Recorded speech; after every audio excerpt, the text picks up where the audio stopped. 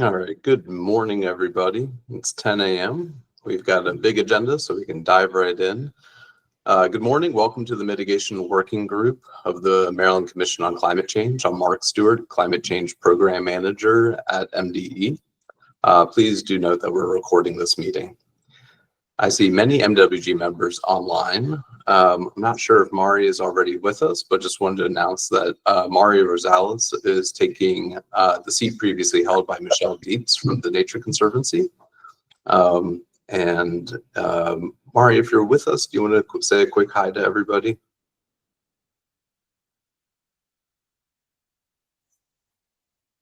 Oh, Mari, hey, it looks like you just joined. I was just saying that that you took over Michelle's seat and wanted to say a quick hi to everyone here.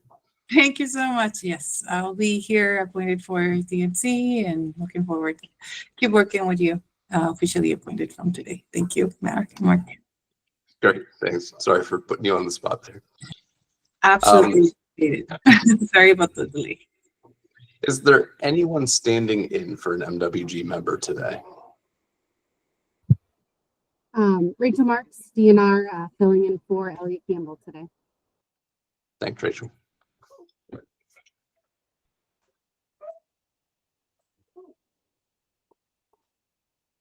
All right, hearing none other.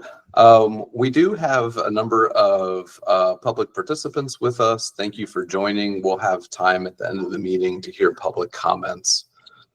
With that, let me hand it to the co-chairs, Kim Coble and Mike Powell, for opening remarks.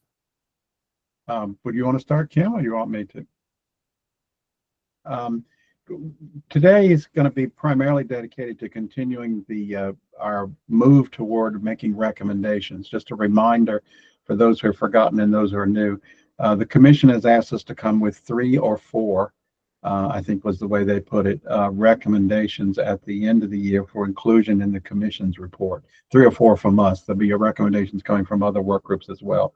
So today we're going to go through some additional recommendations, in particular some from Constellation. We're going to begin to have the discussion of what recommendations to make and going through those. And then what I know everybody's just dying to hear, which is what is the impact of the one big beautiful bill on the state's climate plan. I don't expect very good news there, but we'll get to that. Kim, did you have anything else?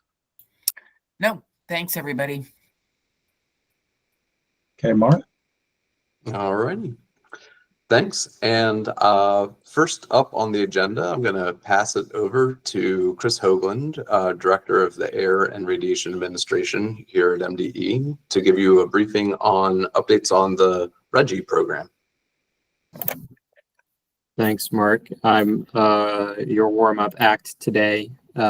Get everybody started with a good news item, which is that the RGGI states have come to agreement on a path forward for the program as we announced earlier this month. So I'm going to give a quick overview. We'll take some questions just for everyone's context for this. Is one of the important programs that we've had for a long time here in Maryland to make progress on climate. Okay, everyone sees the presentation? Yeah, that's good. Okay, so first I'll give some background on RGGI, a reminder of what it is and what it's all about, and then I'll go through sort of the elements of the plan that the states have put forward. So first, a reminder of what RGGI is. It's a multi-state partnership. It's our most successful and enduring multi-state partnership on climate change. The regulatory piece of the RGGI program launched in 2009. The states convened several years before then to design the program together. And it's the first of its kind cap and invest program for power plants for carbon dioxide. The map on the right shows the current RGGI participating states in dark green. 10 states participate in RGGI. These are the original 10 states who launched it 15 years ago.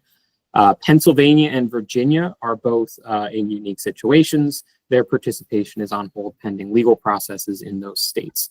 So the states that have advanced this agreement are the 10 in dark green here, from Maryland up through Maine along the coast, who have been implementing RGGI for about 15 years, a little more than 15 years.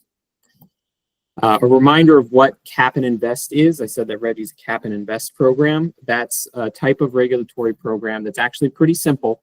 It just consists of a few key elements. The first thing is that there is a regulation that requires your pollution sources. In the case of Reggie, this is power plants that emit CO2. You require them to turn in allowances for their emissions. Allowances are sort of things that the regulators create that are good for 1 ton of CO2. So every time a power plant in Maryland that burns fossil fuels emits 1 ton of carbon dioxide, they now owe MDE 1 Reggie allowance at the next compliance deadline. So that's step 1. Step 2 is that the states create all the allowances and we only create so many. There are only a certain number of Reggie allowances that we create every year. That makes a pollution cap. The third piece of this is that you let everyone trade allowances. If you happen to hold a Reggie allowance, you can sell it to somebody else. You can trade it. If you need a Reggie allowance, you can buy it from somebody else. This trading, once you add that in, you have a cap and trade program. These programs have been around for decades and decades for pollution reduction. And the benefit that you get from a program like cap and trade is that by allowing everyone to trade the allowances, then if one entity has really high costs to reduce pollution, but another entity has really low costs to reduce pollution, the entity with lower costs can reduce pollution and the entity with higher costs can buy allowances. And you end up finding the lowest cost way to reduce pollution and meet the pollution objective of the program, which is the cap. It's the number of allowances that you produce every year. So that's a cap and trade program, been around for a really long time. The key innovation in Reggie 20 years ago when the states got together and designed the program was they said, what if we add this fourth element? That the way you get the allowances out to everybody who's trading them is that the states auction them off. The states create allowances at the beginning of the year, every year, according to the cap that year. And we need to get them out to everybody in some way. In traditional cap and trade programs, there are sort of formulas to determine how those allowances are distributed. In a cap and invest program, Reggie said, what if we don't have any of these complicated formulas? We simply auction them. Anybody who wants allowances can buy them, and we hold quarterly auctions. That raises proceeds for the states that they can invest into energy programs, community projects, things that benefit consumers and reduce pollution. So Cap and Invest is just a program that includes those 4 things to it. And Reggie was the first one to produce this model at scale. Reggie's been very successful at reducing emissions since it began. Since 2009, the collective Reggie states as a whole have cut power plant CO2 in half. The decline has been steeper in Maryland. The graph on the right here shows millions of tons of CO2 from power plants in Maryland covered by Reggie. So the subset of Maryland's inventory that is covered by the Reggie cap. And the decline in Maryland since Reggie began is more like 68%. So this is more rapid than the rest of the country. The Reggie states are decarbonizing faster. How Reggie works in Maryland in terms of the investment side of things is that we, of course, hold these quarterly auctions. We collect the proceeds at MDE. Those proceeds go to MEA's CEF program. The graph on the left here shows the history going back to 2009 of the proceeds raised through Reggie per fiscal year. So these are fiscal years, fiscal 2009 through fiscal 2025, and you can see that the proceeds have grown in recent years. The pie chart on the right shows the formula for Reggie proceeds set in statute. Half of all the proceeds we raise from Reggie go toward bill payment assistance programs for low-income households to help with electricity bills. Minimum of 20% goes toward energy efficiency, and of that, at least half is for projects in low and moderate income communities and households. And then at least 20% goes to clean energy and climate change. In practice, the administration share has been slightly smaller and the energy efficiency share has been larger. The programs represented by the pie chart here on the right are many of the ones that the MWG discusses every day that are near and dear to the working group's heart, including just calling out one is the Climate Commission itself. MDE has had this dedicated funding source. We are one of the recipients in the purple wedge here, and that has paid for MDE's administration of the climate program since 2009. So all of the staff support for the Climate Commission, all of the contract support for the analysis we do for the greenhouse gas plan and for the commission, that has all been paid for through Reggie over the years. So it's been an important program, not just to sort of do lots of on-the-street pollution reduction, energy efficiency projects, but also to maintain climate policy progress in Maryland for a long time.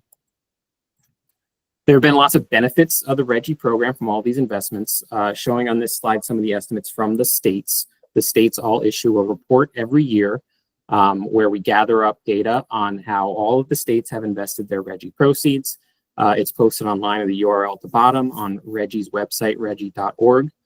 This table here is from the most recent report that was looking through 2023, and it's showing the cumulative impacts in various categories of all the investments that all of the RGGI states have made since the beginning of the program. And with the heavy focus on energy efficiency on the investment side and across the RGGI states, you can see at the bottom that the states have racked up some really significant energy savings. This has been a hallmark of the investment side of RGGI for many years, and one of the major sources of its benefits to ratepayers, and one of the reasons that we're able to say that RGGI reduces costs for ratepayers rather than increasing them, because by providing these sustained investments in things like energy efficiency, we sort of built up these benefits over time, and RGGI will continue to do that. There are also outside estimates of RGGI's impact. RGGI is a pretty well-studied program. The states produce a lot of data. It's very transparent. That data is available, so people like to study RGGI.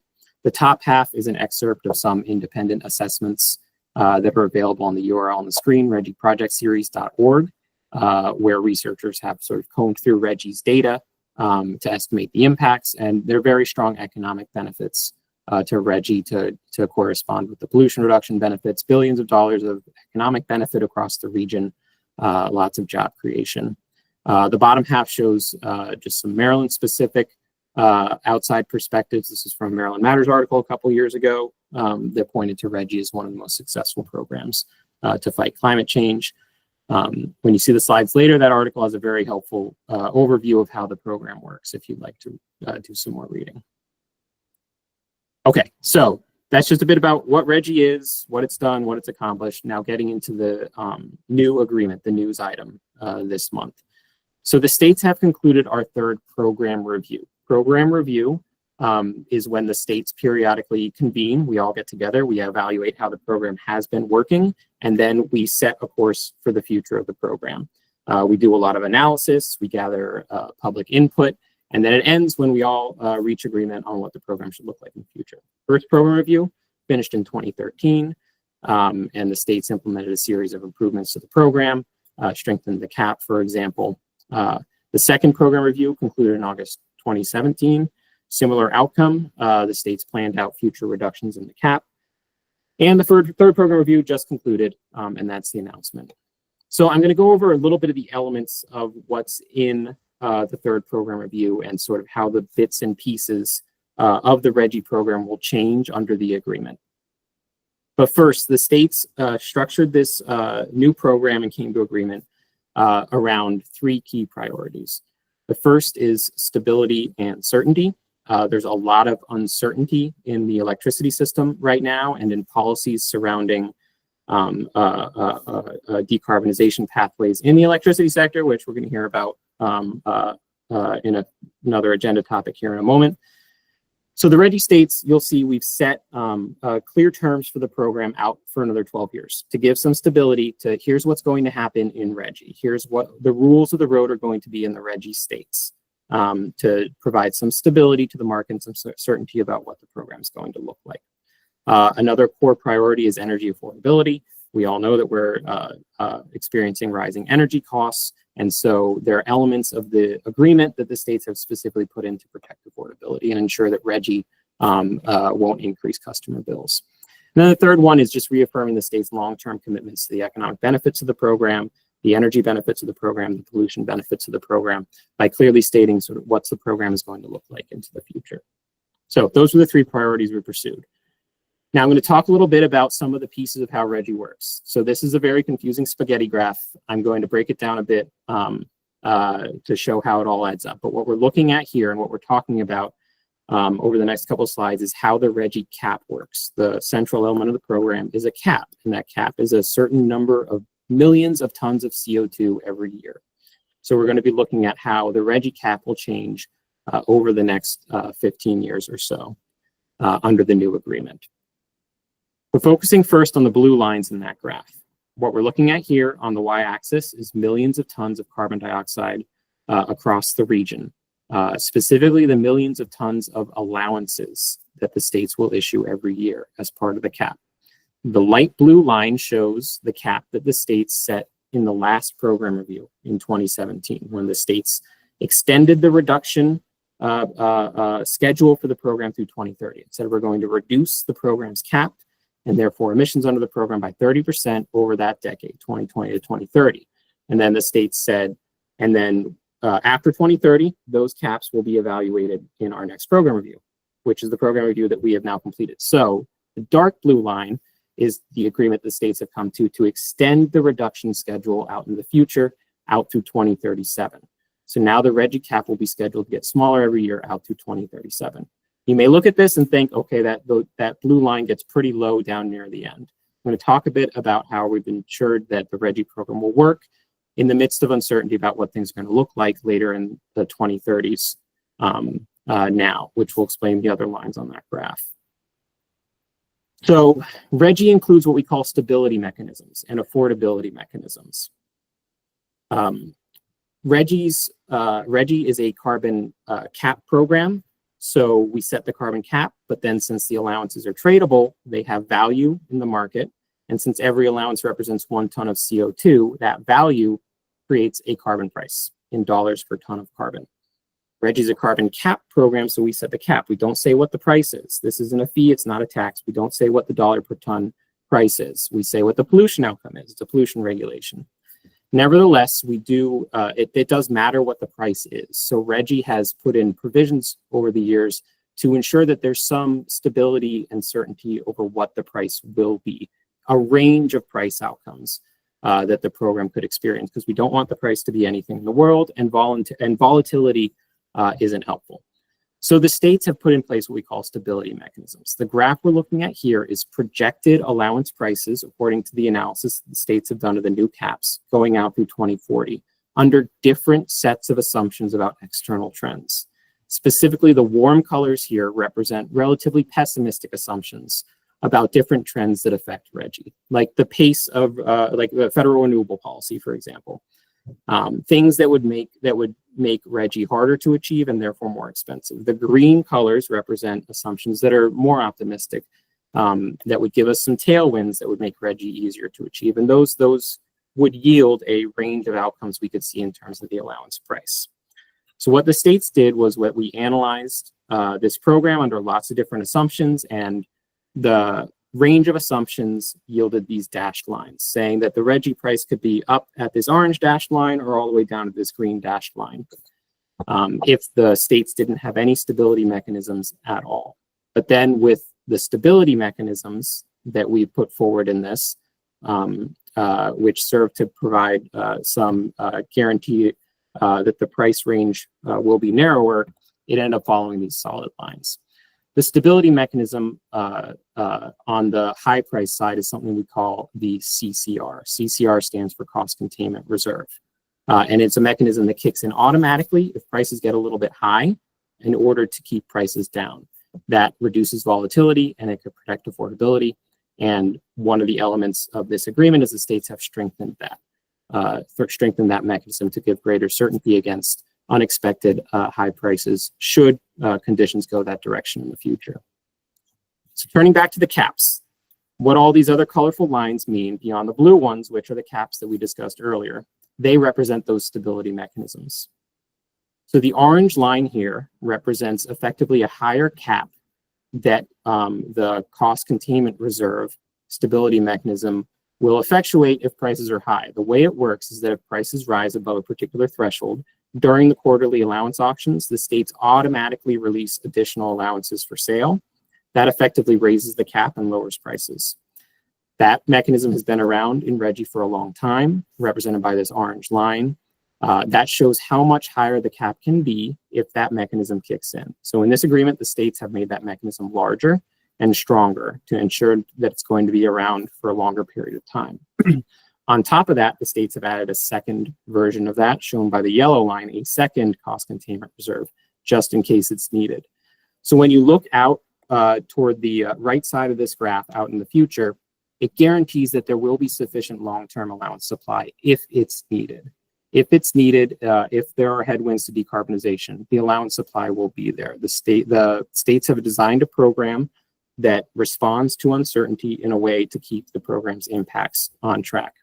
That was complicated, I know. Happy to discuss more if anyone would like to dig into the nitty-gritty of this. But the point is that we've designed the program to ensure energy affordability, to give a long-term pathway that will work in the midst of uncertainty over everything else happening in the world, and that reaffirms the state's long-term commitment to the program and to the benefits the program provides.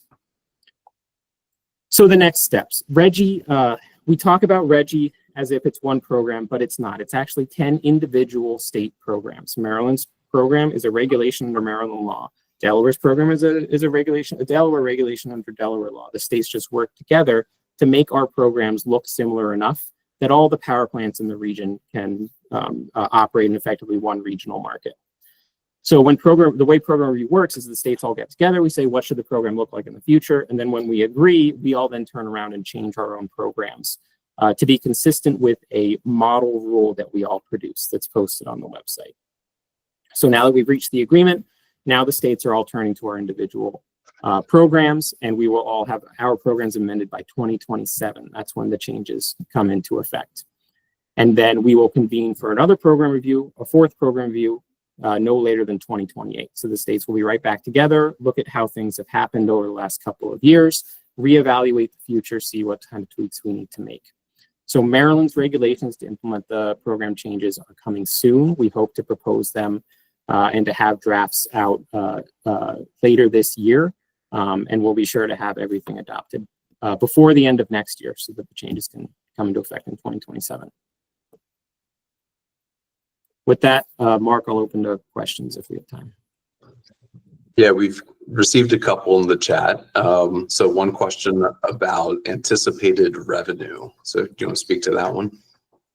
Sure. So like one of the nuances here that I mentioned earlier is that RGGI is a carbon pollution regulation. It's a cap. We don't set the price. So we also, the department also isn't going to do a revenue projection because the revenue depends on the price, right? It's the number of allowances we sell multiplied by the value of those allowances.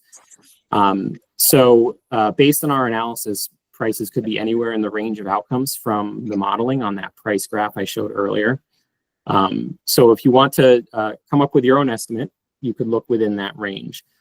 Our goal here, though, is to stabilize things.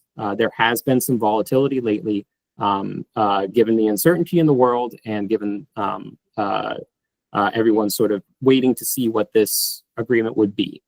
By setting the agreement, clarifying what the caps are going to be, where we hope we can give some stability to the market and the prices, and then therefore that'll give some stability to the proceeds that the state raises. There's another question. Could the federal government meddle in RGGI in any way? Well, it's a question nowadays about a lot of things. RGGI is a state program. RGGI does not rest on any federal action. The states have all implemented RGGI through their own state authorities and their own state laws. So no, RGGI is a state program. It is not a federal program. It is not tied to federal authorities. And what happens if states don't modify their regulations to adopt the new program? So the states, we always set the program review outcomes so it takes effect a couple of years in the future, right? This isn't something where we agreed in July 2025 and the program changes will occur in 2026. The states all look out and say how much time it will take to change their programs to ensure that we all have time to go through our individual processes to conform with the model rule. Great, and I see a hand up from Bob Wright.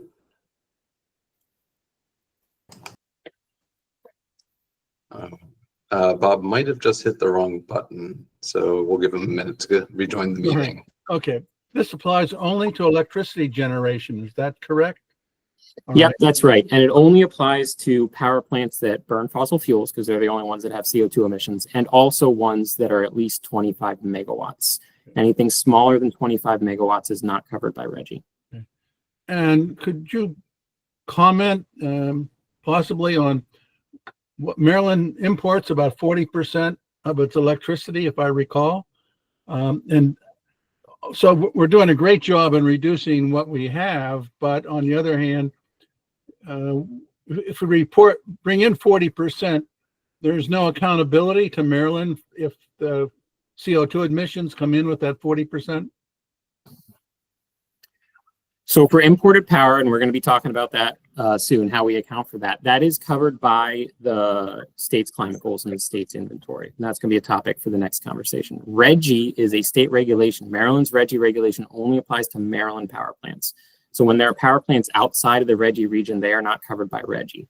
This is one of the concepts the programs are looking at from the start, is how do we design the program with that in mind.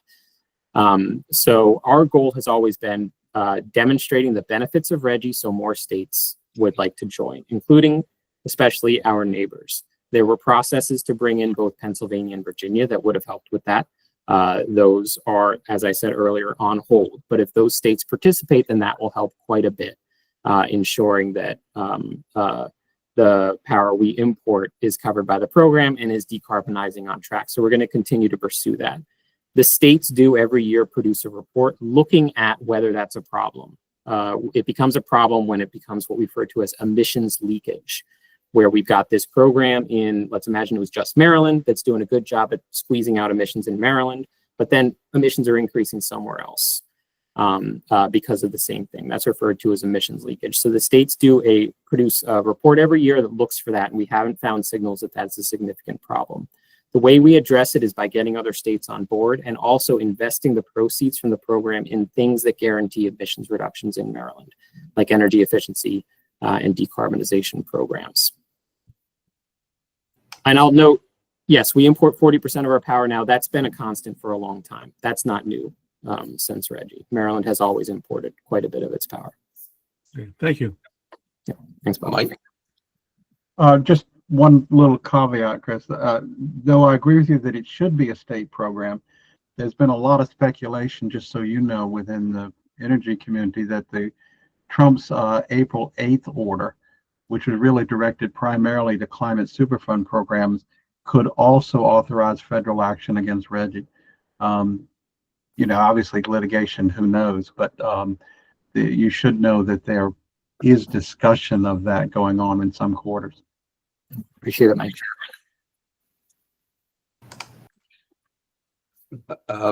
Ben, I saw your hand up. Did you want to get in on this too?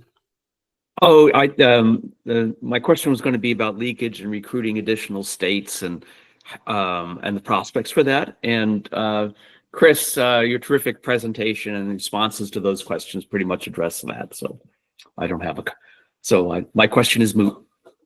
Thanks, Dr. Hubbs. Great. And let's see, maybe before we transition to the constellation presentations, there's one more question. Why was the ECR removed? Yep. So I didn't go into too much detail on that. There's more detail on the RGGI website about how all the more specific terms change. So the ECR was a stability mechanism for when prices are low. I mentioned that the CCR, the cost containment reserve, is a thing where if prices rise above a preset threshold, the states release additional allowances that effectively increases the cap to reduce prices. The ECR is a mechanism that does the inverse. If prices are below a particular level, it automatically withholds allowances from auction, which tightens the cap. The logic being that if prices are low, then we have low cost reduction opportunities on the table. We should take advantage of those by tightening the cap. The states have taken the ECR, which stood for Emissions Containment Reserve, and it had a preset price below which it would kick in. And we turned that into an existing element, which is a price floor. The states have always had a price floor. There's a minimum price at which you will buy a RGGI allowance, where we said, if you only want to pay $1 for an allowance, sorry, we're not going to sell it to you. That creates a minimum price in the market. The states raise the minimum price to the ECR level. That simplifies things a bit, and it also makes that mechanism a little bit firmer. And then the states focused on creating these additional mechanisms on the high price side as well. So the short answer is that the ECR price simply became the floor price, the minimum price in the market. It will become starting in 2027. It still exists 2025 and 2026. Well, thank you very much for that presentation. And I don't see any additional questions, so we can transition to the next part of the agenda.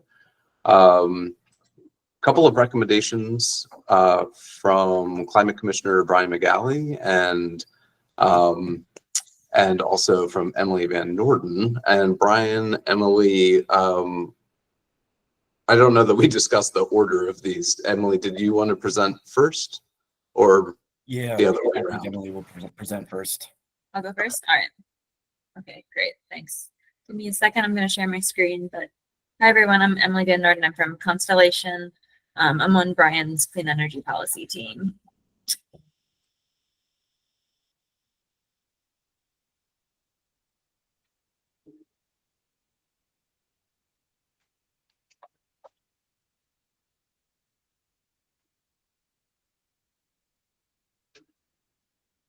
All right. Sorry, you're staring at yourself.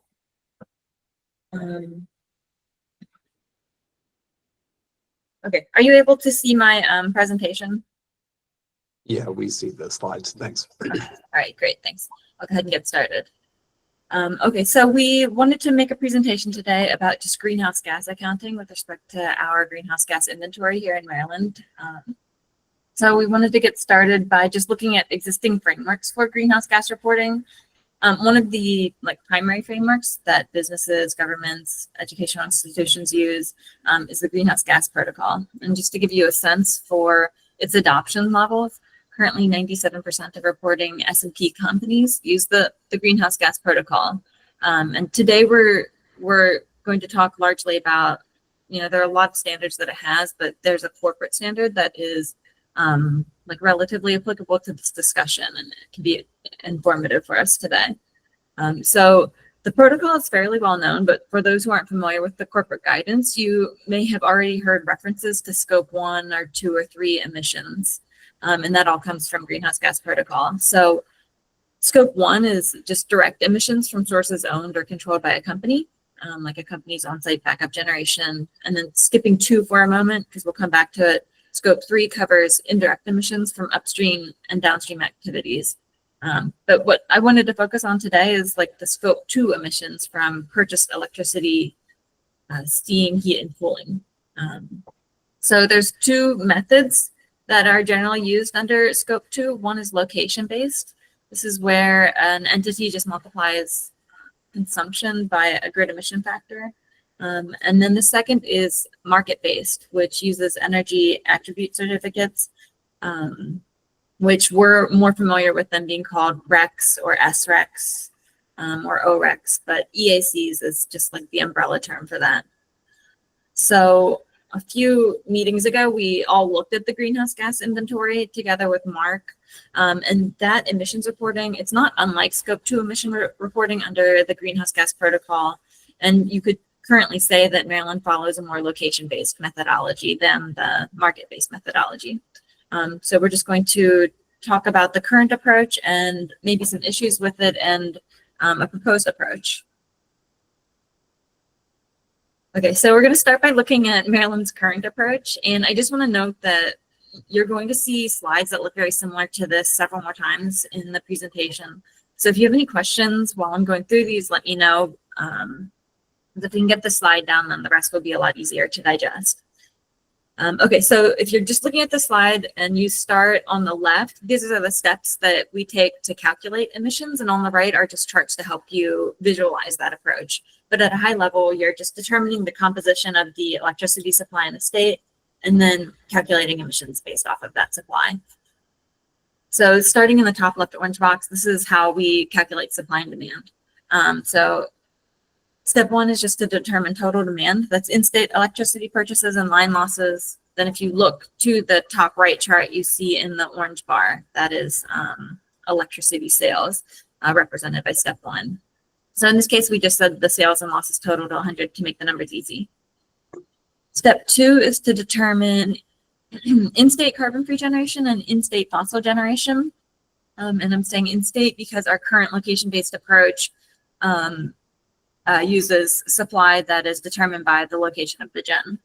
So step 2 in the top right chart shows 34 terawatt hours in blue for in-state carbon free and 27 for in-state fossil. And our in-state carbon free is going to be resources like hydro and solar, nuclear, onshore wind. And then for the most part, all the generation counted in this category reside in state. And then step 3 is just the remainder. You back out into the remainder, and we're calling those imports. And you see that in the last green bar. So next on the bottom left, in the green box, we're just going to turn the supply figures into emissions. Step 4 is just emissions from in-state fossil. You see that in the gray bar in the bottom right-hand chart. Step 5 is important though. This is how we translate our imports into emissions. So Maryland uses a PJM average system mix. This is a publicly available calculation provided by PJM. It takes into account the emissions from the entire system, entire PJM system, including Maryland. And it includes certificates being claimed by other parties, like for a state RPS, for instance. So you just multiply that average system mix by the total imports, and you arrive at that emission figure. And then in step 6, you total your emissions. So that's the red bar on the far right. So there's a few issues with this approach that we should probably discuss, and ways that we could probably account for our emissions in a more accurate way. So the first item I want to call out are out-of-state clean energy purchases. When we use a location-based accounting, we're not going to get credit for out-of-state clean energy purchases directly. We sort of capture them through the PJM average system mix because, let's say we're purchasing power from a carbon-free project, like a wind project in Pennsylvania, just outside of Maryland. So that project is going to lower the average emission rate of the PJM system, which, as you know, is used to calculate the emissions of the imports. But we don't get, direct credit for that project because it's out of state. The next item to note, and it's related to the first, but it's especially important, is offshore wind, which we're all investing in via Maryland's offshore wind requirement. So our offshore wind projects, when they come online, they will all interconnect in Delaware. And again, that's going to affect the PJM average system mix, but it's not going to show up in that in-state carbon free bar that we saw. And then the third item is the fact that Maryland's taking credit for in-state nuclear generation, but without having any contractual claim to its clean attributes. So it's creating an issue with accounting and the possibility of double counting.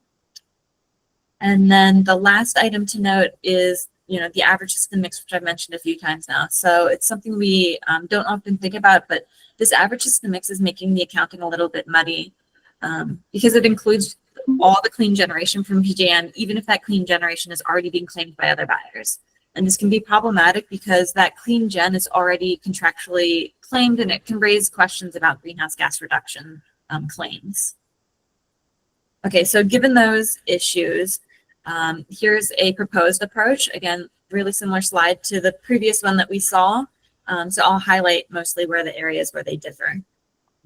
Okay, so in step 1, we still start with total demand.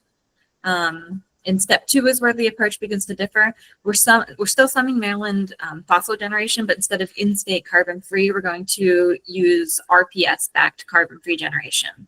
And that generation will be tied directly to Maryland's RPS goals. It takes into account the clean generation that's used and properly accounted for in Maryland. And let's say we have an out-of-state clean energy purchase like offshore wind that now falls under the Maryland RPS carbon-free. So what's left, rather than calling it imports, because it's not necessarily electrons we imported, we're calling residual purchases because we're looking at supply and demand now in terms of what we actually purchased to meet demand. So if we move down to the green box on the bottom left, there's one more change to be made in the process. The in-state fossil doesn't change, but step 5 residual purchases will. So where we previously used the PJM average system mix, which as a reminder was that total system mix, now we're going to use an adjusted PJM residual mix. This is also information you can obtain from PJM's website. So this rate's going to be higher than the average rate because the residual mix actually excludes attributes from RECs that were claimed and used, for instance, for an RPS or a corporate sustainability goal. And the adjusted mix also excludes nuclear. So as a result, very little clean generation is in this rate, and it is higher. So in this approach, you may see carbon-free generation, like more carbon-free generation used to meet Maryland's demand, which can result in fewer or lower residual purchases. But you could also see higher emissions rate because we're using a different emissions rate that's more accurately reflecting purchases. So this is necessary because it presents a more accurate picture of what Maryland's actually doing to reduce its emissions impact. And now it's using a more accurate emissions rate as well.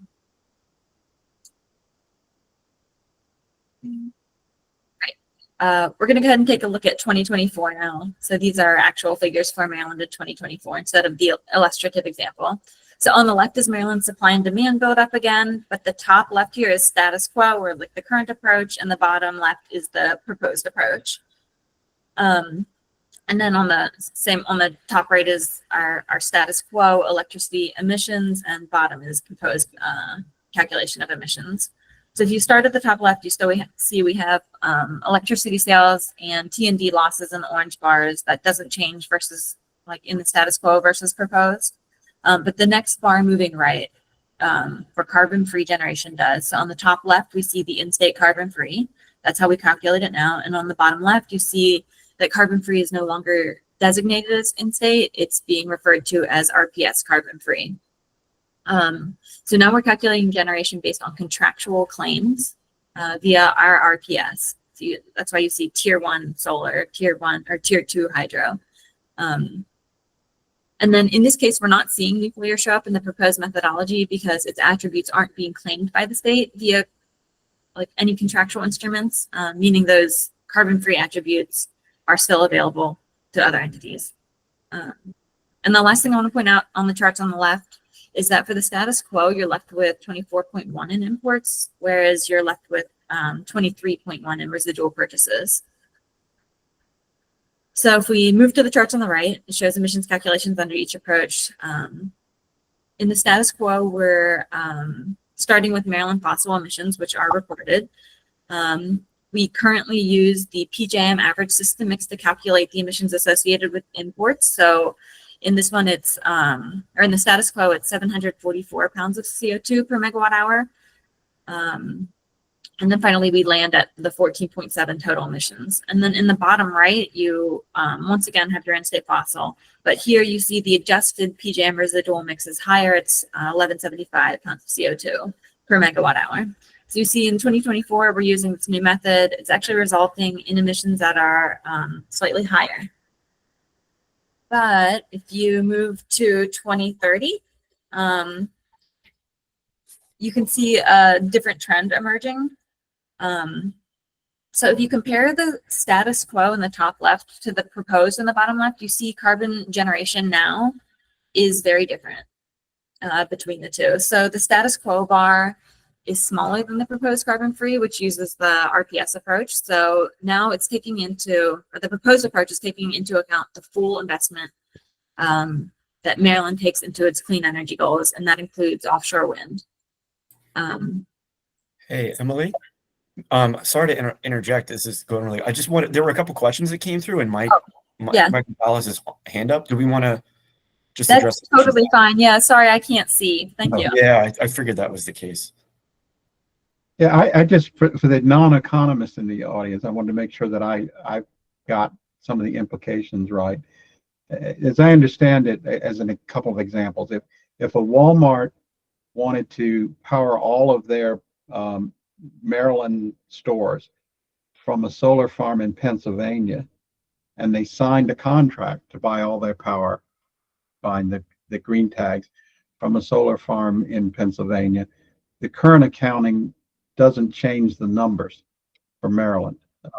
There's the solar farm being built in Pennsylvania may have some minor impact on the PJM numbers, but the fact that all of the Walmarts in Maryland are buying power from a solar farm in Pennsylvania doesn't change the inventory.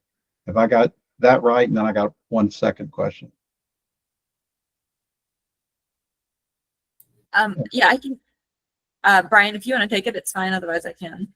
Oh, go ahead, Emily. Yeah, I think the answer in this case is like, yes, you're right. These an out of state purchase like that, it only is going to get captured via that, that system mix that we apply to imports and not like directly captured. Although in this case, we're talking, I think in the case of Walmart, right, we're talking a little bit about, we're getting into a voluntary discussion. Yeah, I mean, I'm not trying to make it complex. I'm trying to deal with getting to the simple parts of this.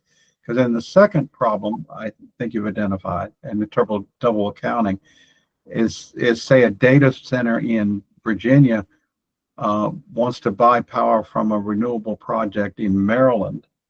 They may buy the green tags and retire them in Virginia, but Maryland may account those in their inventory as well, so that the green energy credits, if you will, may be accounted for twice. Once by the place that's buying them out of state, and secondly by Maryland is looking at the generation. Do I have that basically right? Yeah, I think that's right. So it's like since we're not using anything to track the energy or the environmental attributes of these projects and who's actually retiring them. Yeah, that's a good example of how double counting could occur. Gotcha. Okay, I just wanted to make sure that I understand on a simplistic what the problems that you're trying to address are. I know Ben, who understands this far better than I do, I know has a hand up, and I think Jennifer does. But Ben, since you're the expert on this, why don't I go to you next? I know you may be muted. I am. So, yeah, thanks. I don't know how much of an expert, but I do have to be upfront and thank Constellation for encouraging me to write the report that I put in the chat box. A key question about any external purchases, and that is such a good question of clean power, is whether it can be reasonably determined to be additional to what clean energy would have been produced otherwise. And so Hopkins, for example, gets about half its energy from a Constellation contract with a solar farm in Virginia. And I should caution that we don't literally get the electrons, because electrons only go back and forth in AC networks. But this is an accounting fiction. But this fiction actually represents a real emissions reduction if no renewable portfolio credits are sold by that solar farm to anybody's renewable portfolio, including Maryland's. If Hopkins is buying power that produced credits that were then sold by the producer, that would be double counting and would not represent a real decrease in emissions. So you have to look at the contracts. And I definitely would encourage the state to deduct from emissions contracts from data centers, from Hopkins, from whomever, for renewables that can be determined to be additional, that do not sell credits that are counted in renewable portfolio systems. But the determination of additionality is really difficult. What if that solar farm was built in Virginia, took the only suitable site in a region? Then some other solar farm is not going to be built. And, in the long run, that might not even represent additionality. And so these questions are very subtle and difficult here. And there's no clear-cut right or wrong. But I do think that present systems could be improved. And Emily, this is a fantastic overview and useful overview that you're giving us. Jennifer, I think you had a raised hand too. Yes, sir. So I have a question that is a little bit beyond this for Constellation, which is that the Trump administration has disincentivize some of the programs to decarbonize through solar, wind, and EVs, but does seem enthusiastic about nuclear, which historically has been more expensive than some of these other ways. So I'm wondering if these proposals that you're making are ample to make it financially viable and for more nuclear to be built in Maryland, what Constellation's current thoughts are on that. And I also want to express my concern that whatever new capacity is built is put on the grid and not just sold to Microsoft for a new data center, meaning that the people of Maryland don't benefit from it. So I wondered if you could speak more broadly about how your proposals impact whatever you're thinking about in terms of building more nuclear capacity in Maryland. Hey, Jennifer, maybe I'll interject real quick. So the part of the discussion that I'm going to be leading in just a few minutes, I think addresses your question directly. So if we can just table it for a moment, I promise we'll get to that in just a little bit. Thank you, Brian. Okay, Emily, that was the only raised hands we've got. So let me go back to you. Well, there were also some questions in the chat too from Garrett. Oh, I didn't see those.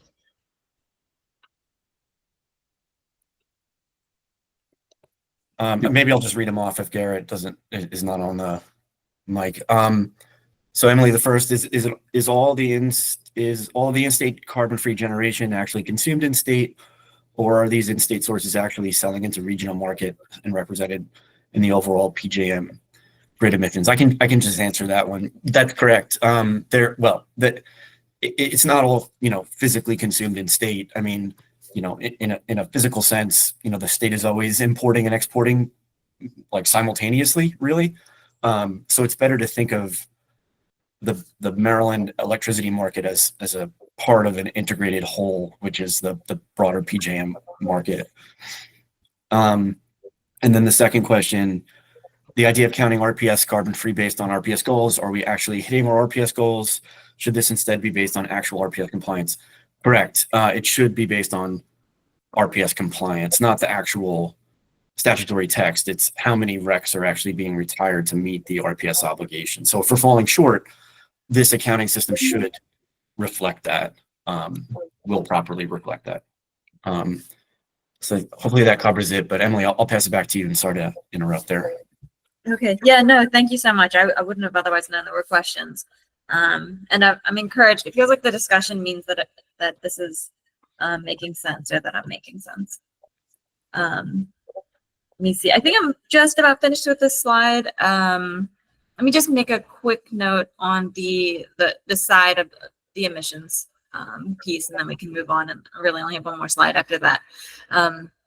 So I just want to bring your attention to the emissions rate on the imports on the top right and the residual purchases on the bottom right. So you see now the rate for imports is 672 pounds of CO2 per megawatt hour, and then on the bottom it's 837, which is lower. So we're seeing a decline in that residual rate, and we're going to see that as the grid gets cleaner and we see older fossil retiring and leaving behind the more efficient fossil units. So yes, it's still higher than the system mix, but we'll be seeing it decline over time. So now in 2030, what we're seeing instead of the proposed methodology resulting in higher total emissions is actually lower than in our current approach, and we expect that to happen. Obviously based on our foreseeable and trackable expectations around Maryland's RPS. Okay, so I know I've been talking for a while, so let me kind of get through this pretty quickly. I think that we've hit on these points pretty hard already. Moving into a different this proposed approach, it gives us the chance to substantiate our clean energy claims. It can help us prevent messy double counting, and that double counting can just overall undermine the system of buying and selling the EACs or the RECs. And then the proposed approach, it also reflects best practices in greenhouse gas reporting standards, and then it aligns us with our own RPS methodology. And then let's see. I don't want to really read all of this to you. I think I'll just mention that, Maryland has really ambitious clean energy goals and climate targets. And we want to make sure that we're accounting for these greenhouse gas emissions as accurately as possible, using the best available information, using emissions rates that are the most accurate, and a supply buildup that actually aligns with the actions that our state takes. And we want to do it because it just allows us to move forward like confidently in our accounting practices. And, we feel this would lay the groundwork for stronger goals in the future, like for perhaps like for the creation of clean energy standard, for instance. So just getting this in order, we think will help lay the groundwork for the future. That's all I have to present right now. And I think if we want to continue a discussion, I'll just leave the slides up and I can move them to any slide that if anybody wanted to see another one. Otherwise I can end. But thank you. Thank you for listening. Thank you. And I got a hand from Bob Ray. Go ahead, Bob. Oh yeah, there's a lot of information here, and I would have to spend more time studying it. I would encourage you, if possible, to try and make a short summary of statements about why changing this methodology is important. Otherwise, I think you're going to turn off a lot of people. And number two, even myself, although I'm not turned off, will have to study this much more thoroughly than the presentation in order to try and figure out what's happening. But again, if you could just say why you would propose doing this in just a few short, concise statements. That's just my comment. Thank you. Yeah, thank you. Any other questions or comments on this?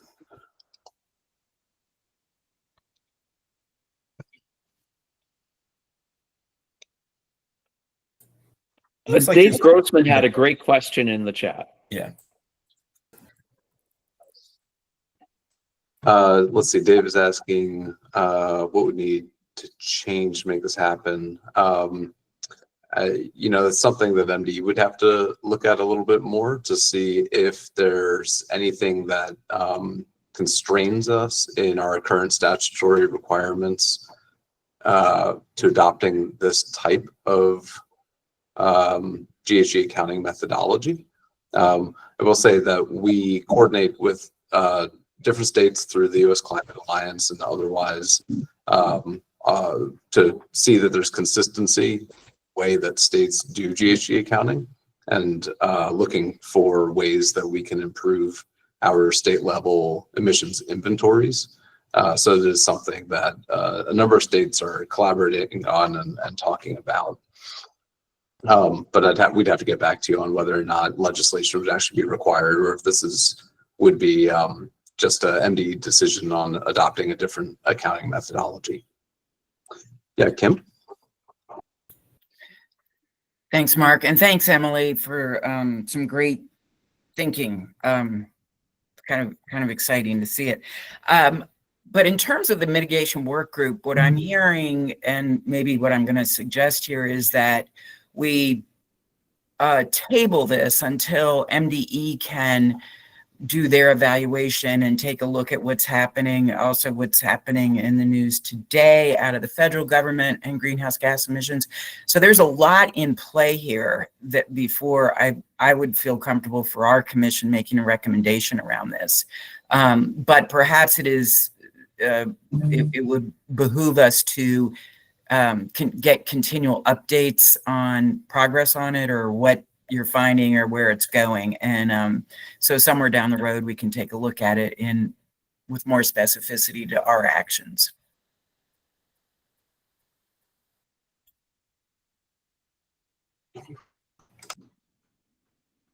I'm hearing in that homework assignment from MDE. Thanks, Kim. So yeah, we're already starting to digest it, and we'll continue to do so. Well, one thing, if I can throw in, I did take a quick look at the statute. As long as it doesn't affect your RGGI accounting, I think you could do this by regulation rather than statute. You obviously should have your own AGs confirm that, but I did take a look at it. I do think it would be useful to know what other states are considering, because the double accounting stuff does concern me. If we and other states are counting the same metric ton reduction twice, then we're just misleading ourselves. And to the extent that we can encourage in-state businesses to sign contracts for renewable energy, whether it's produced in-state or out of state, that's a useful incentive. So I think it's a very valuable thing for us to proceed on. I would like to know what other states are doing so that we're not too much out of step there. Maybe I can just address Michael's question about what other states are doing. So, Emily and the team here have done a sort of survey of how other states have approached greenhouse gas accounting. There's really kind of a variety of approaches. Several states do things similarly to how Maryland currently does it.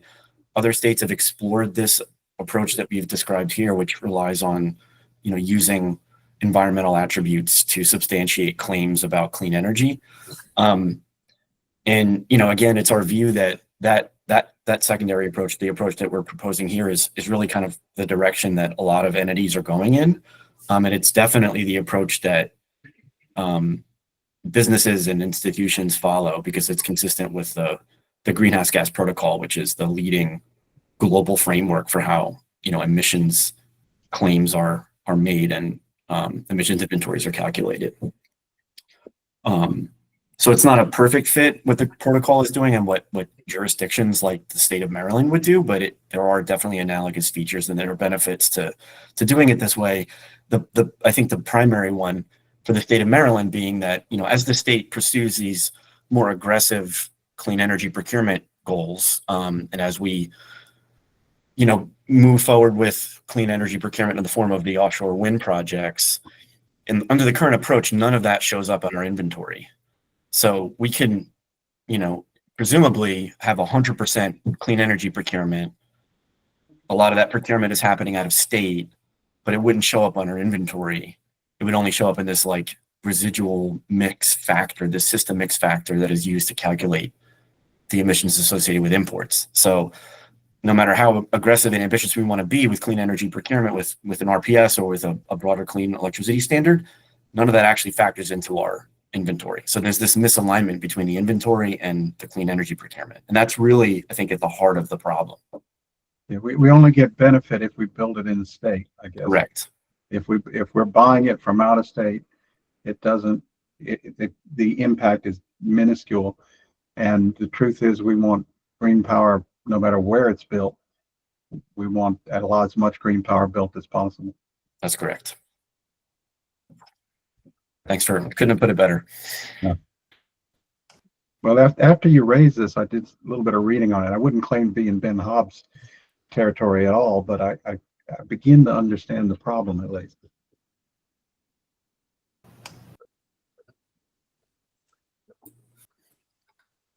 Okay, so I heard, and there was maybe some general agreement about the idea of tabling this and returning to the conversation with some more input from MDE on how it aligns with our current methodology, what we're seeing and hearing from other states that are contemplating accounting issues, so we can revisit this conversation.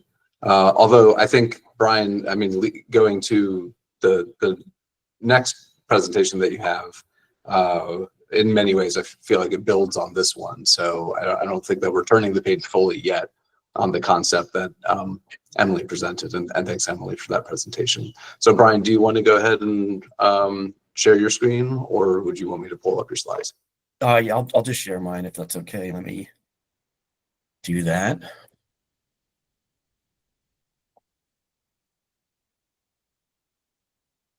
Okay.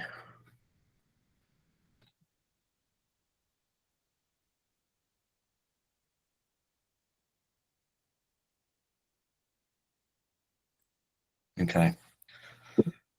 Hopefully that's coming through. Yep, that's good. All right. Well, thanks, Emily. It's a tough act to follow, but I'll do my best not to confuse folks. So, along the lines of what Mark said, this proposal here is sort of it's sort of a follow-on to what Emily was describing. It's broadly within the context of carbon accounting and clean energy procurement, but this focuses specifically on a zero emission credit program proposal.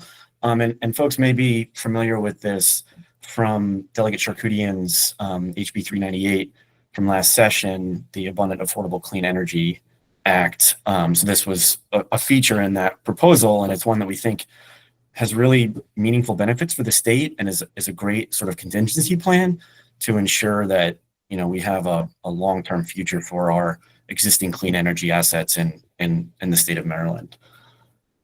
So the recommendation text that you likely have already seen, because this has been shared with the working group and with this commission, I'll just bring it up again to kind of ground our conversation here, and then I'll talk through what the implications of it are and how it actually works. So the proposal is one that would be directed at the General Assembly, and it would be to adopt a zero emission credit program for nuclear reactors located in Maryland that provide entire environmental benefits to the state. It would only be available during any period in which the federal credit for existing nuclear reactors is not available, right? So the federal credit was established in the Inflation Reduction Act. It was preserved under the most recent bit of federal legislation. So it's still in place through the end of 2032. And then there's this formula here for how the price of the credit would be established. Again, this is consistent with the proposed state legislation and also the way that the price is set in the federal program. So it's a known entity, but if an equation like this doesn't speak to you, like it doesn't to me, I have a chart later to show you how it actually works. So that's the broad strokes. It's a fairly simple and straightforward proposal. It's a credit program that would step in the instance in which the federal program is no longer available. So it as long as the federal program is available, and it's currently available through the end of 2032, this is more of a contingency program for that. So just to sort of step back for a moment and give us a sense of the clean energy landscape within the state of Maryland, and this is material that Emily spoke to, so it's largely building on what she talked about. But the Calvert Cliffs plant, between the two units that are in operation, it produces nearly 1,800 megawatts of energy. It's enough to, for context, it's enough to power around 1.3 million homes. It's an around-the-clock resource, providing emissions-free energy, right? So it's a very stable baseload power that operates at a very high capacity factor. And in terms of economic and jobs benefits, it supports thousands of direct and indirect jobs, and it also ensures more reasonable energy and capacity prices. So without these resources in place, the high energy and capacity prices that we're experiencing now would be substantially higher still. The units are licensed through 2034 and 2036 respectively. The relicensing process is a fairly involved, administrative process, and also involves quite a bit of investment and ensuring that the plants can operate for another 20 years. So it's a lot of capital investment, it's a lot of administrative burden, but it's one that we are familiar with and we know how to manage. The formal process really begins 5 or so years before the license expires, right? So if we're thinking about a unit that is currently licensed through 2034, by 2029, we are well on our way through the process of getting that license extended. So it's a very long lead time type of process, and rightly so. I mean, these units have to be operated safely.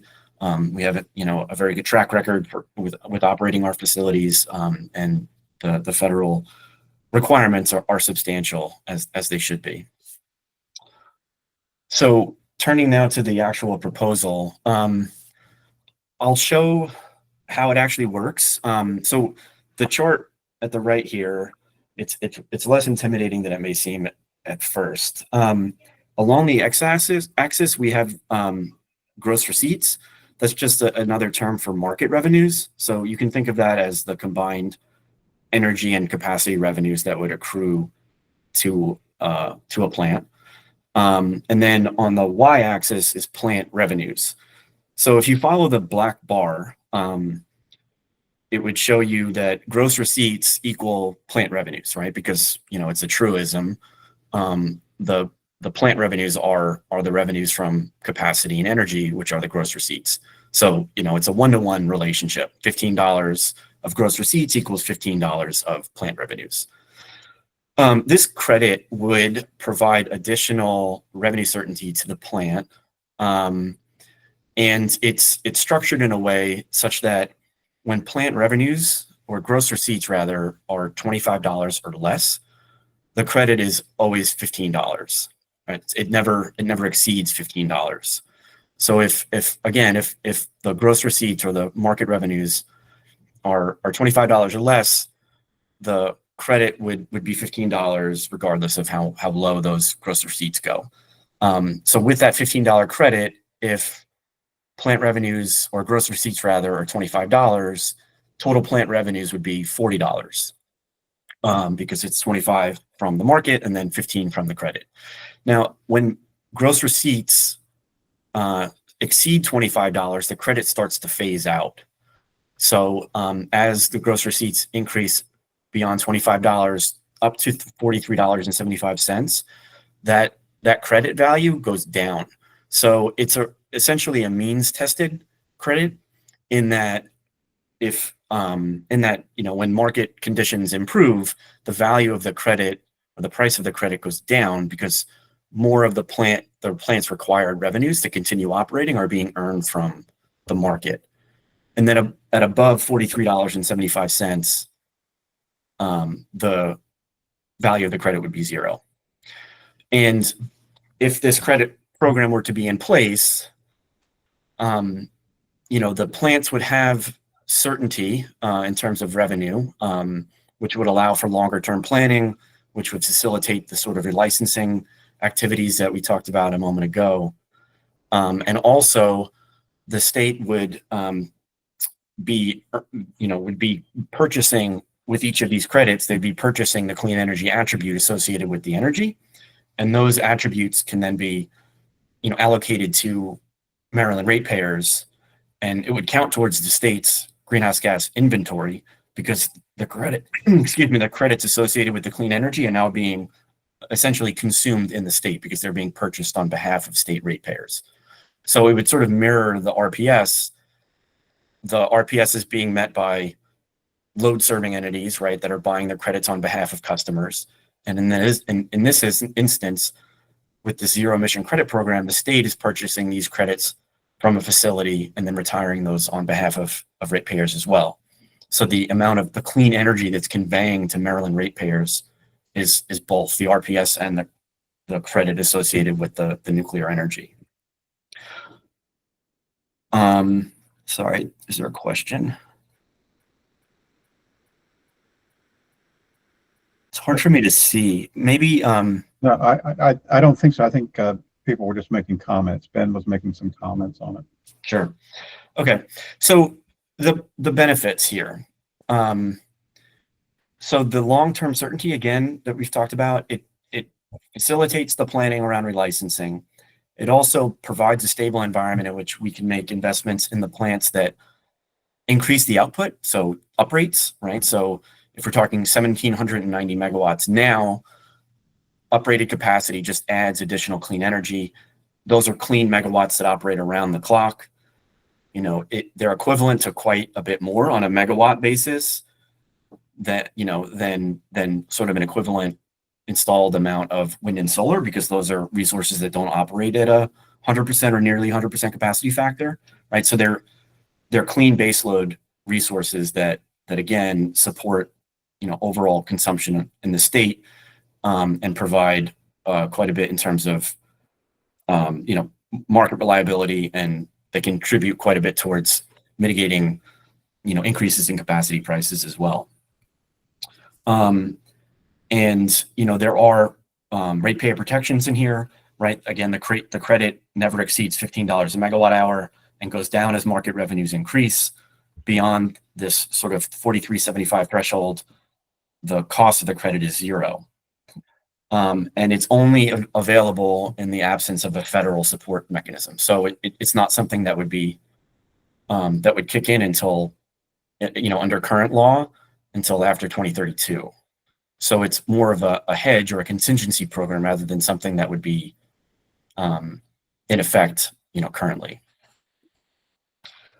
So I think, to Jennifer's question earlier about investment in new nuclear in the state, our view as the leading operator of existing nuclear assets, not just in Maryland, but elsewhere, is that you need to establish a firm foundation for that kind of investment. And that involves ensuring that there's a long-term future for the existing assets, because those assets provide a springboard for the upgrade switch I talked about. So just increasing the capacity at the existing plants, and also providing an opportunity for siting for new nuclear resources, for having the relevant expertise and the staffing and really the infrastructure in place, because it's not just a matter of having the plan. I mean, there's all these support services that are needed in order to make those things viable.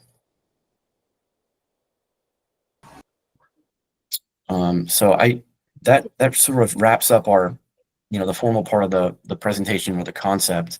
And then Mark, in the deck I sent yesterday, I didn't include this last slide. This maybe helps with Bob's question earlier, where we wanted to see just sort of straightforward text describing the two proposals, or the combined proposal. So I can circulate this, Mark, so folks can have a chance. I mean, it's a little bit much to read on the screen, like, off the cuff. But I think it sort of encapsulates the logic of each of the, sub proposals here. And I think hopefully adequately, conveys the benefits to the state.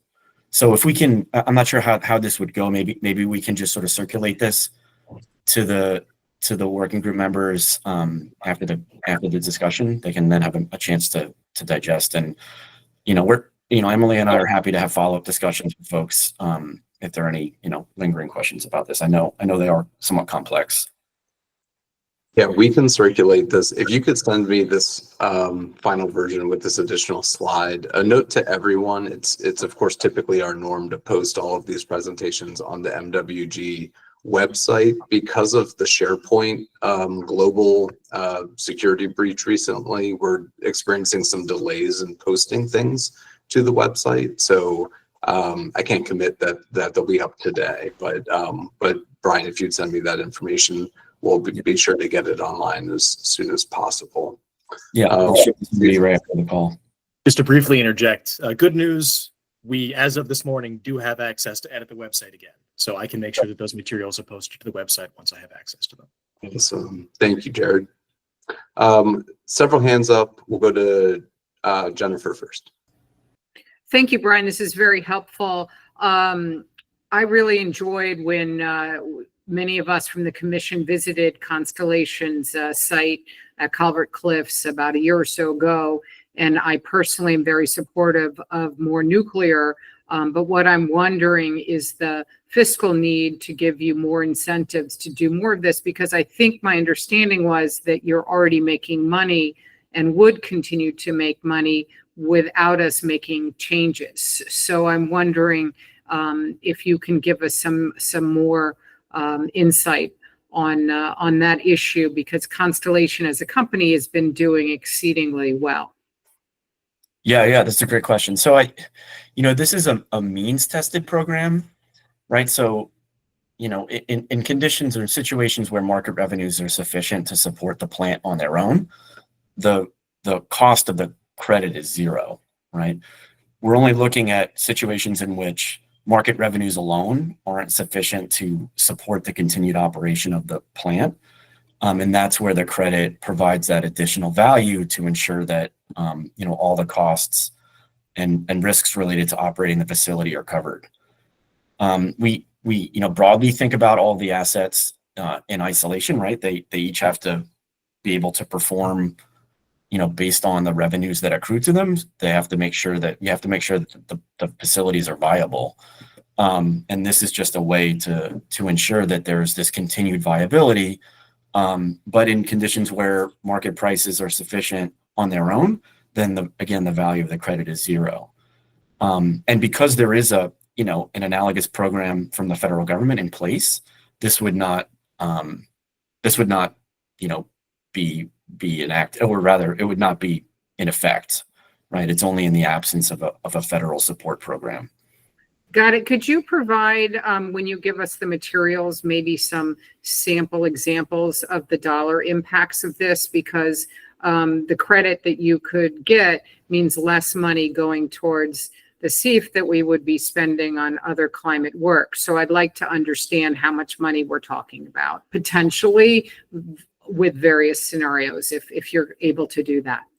Sure, we can look at that. And then, but specifically, I'm not, again, with the way that the funding would be provided, it may not necessarily be funding that would be pulled from the SEEF. It could be, appropriated separately. So that's just something we'd have to think about in terms of the mechanics of how it would be actually enacted through legislation. Yeah, I mean, I assume one example would be the offshore wind. Is that what you have in mind, or the way we finance offshore wind? That's correct. That could be one approach, or one of potentially many alternatives. Gotcha. Kim. So I don't know who's the MC. Mark, do you want to MC, or I can just jump to Kim? I see a hand up from Kim. So Kim, if you want to go ahead. Yeah. Thanks, Brian. A couple questions, and I want to echo what Jennifer was saying. Well, first of all, is this one recommendation that you're putting forward, or are they two separate? As we have 3 to 4 recommendations we can move forward to the commission, and I'm trying to figure out if this is 1 A and B, or if this is 1 and then 2. It's really 1 A and B. Okay. So then on the B part with the credit, it's, we have over the years really struggled to move anything that has a fiscal impact through the commission. So I think the more detailed you could get, even in a ballpark, would be super helpful. And so, yeah, I support that. And then my last question is, so, the federal funding tax credit expires in 32. This would be a contingency for thereafter. Would it be in perpetuity, or does it have an end date? We can consider that. I mean, I hadn't included that, but that could be part of the way the program is structured. It could be in place for a set time period. Okay. So maybe if you have a recommendation on how to structure that would be helpful too. Thank you. Let's see, Ian. Yeah, thanks. So I think, as Brian mentioned earlier, this proposal was introduced to the General Assembly last year. I think that the legislature and the governor have been pretty clear about their interest in supporting nuclear, right? There were provisions that passed last year to support the construction of new nuclear facilities. The decision was made, for whatever reason, the General Assembly not to include this provision to support existing nuclear. My assumption, right, is that this probably would be financed. I think, like Mike, you mentioned, it would have a ratepayer impact essentially. And so when we talk about, ratepayer impacts in a time of, high energy costs right now, obviously we're very sensitive to it. What will it be in 2032? I can't say, obviously. Maybe some people have some crystal balls. I don't. I do know, though, right now, it certainly seems like there's a lot of support for nuclear, not just the bill that just passed Congress that maintains the PTC, but we've also seen data centers and others supporting nuclear. We've got a facility in, 3 Mile Island that's reopening, so the trend is clearly towards really, a lot of support for nuclear at the market level as well.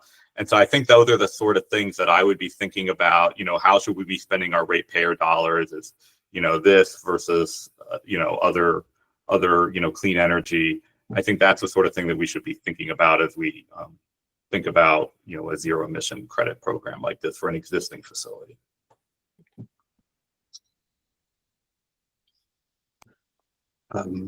Jennifer. If I understand correctly, the state would be on the hook essentially for the floor. That if there aren't enough customers and you're not making enough money, that the cost is socialized to the consumers and the public. So I'm wondering is if we're assuming the floor, do we get any sort of benefit from the ceiling? That if it does very, very well, that there's more money that goes to the state, for example, or to the rate players? No, I mean, the way it's currently structured, the credit just phases out. The state would still be entitled to the attributes. But, beyond like that upper threshold, that 4375, all of the plant revenues are being covered, or plant costs are being covered by market revenues. We structured this and think about this in the way that we think about other tax credits available for clean energy resources. This is actually the current 45U, the PTC, the program that's included in the IRA that was preserved in the latest bit of legislation. It's the only means tested clean energy tax credit. All right. So when you think about the production tax credit for wind resources, or available to wind resources, or the investment tax credit that's available to wind, solar, and so forth, they're set amounts, right? The production tax credit available to wind is whatever it is, $26 a megawatt hour, adjusted for inflation, regardless of what the revenues are for the plant. So we structured this along the lines of how the other clean energy tax credits are structured, but we've also added this means testing feature as well, to protect ratepayers in the event that market revenues deteriorate so much that we'd have to kind of think through alternative ways to ensure that the continued viability of the plant. So the means testing really is the new feature. Otherwise, it's structured just to be consistent with the way the other clean energy tax credits are structured.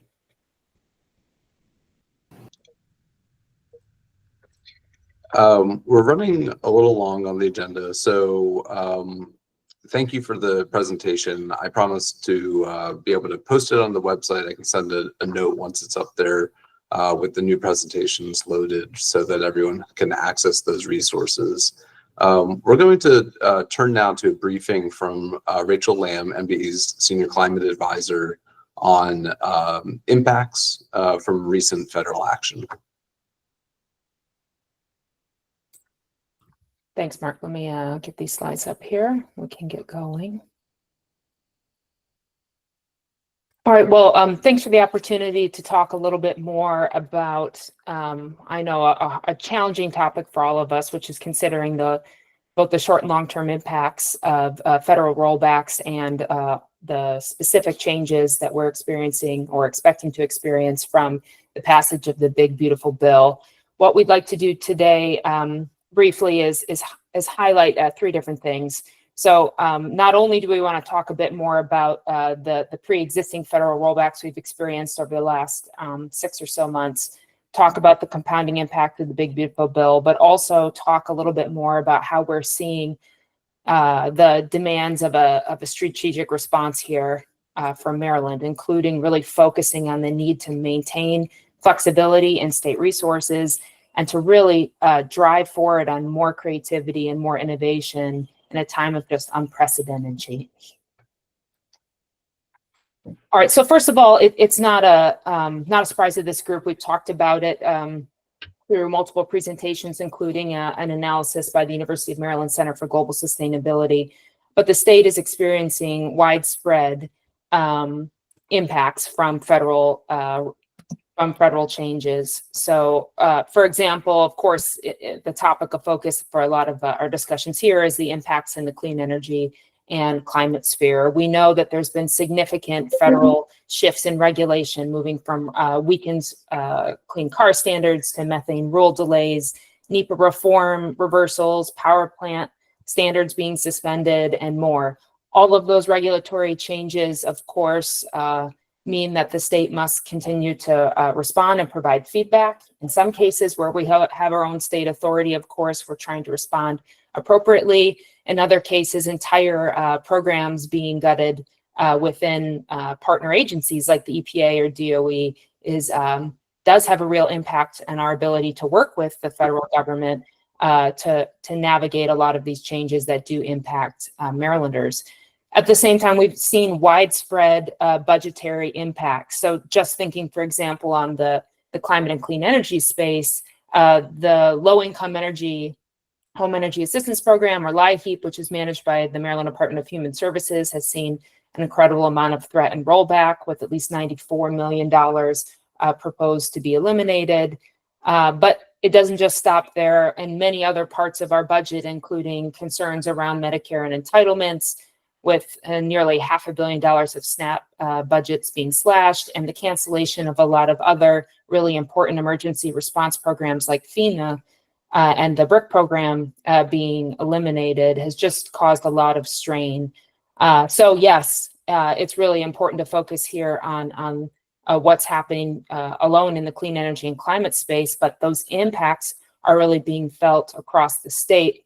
And I think that is really important to consider, because when we think about the widespread impact, we recognize that we can no longer and can't continue to try to solve each of these problems with siloed, rigid programs or solutions, but we have to remain nimble and flexible and think about how we can respond in such an unprecedented time.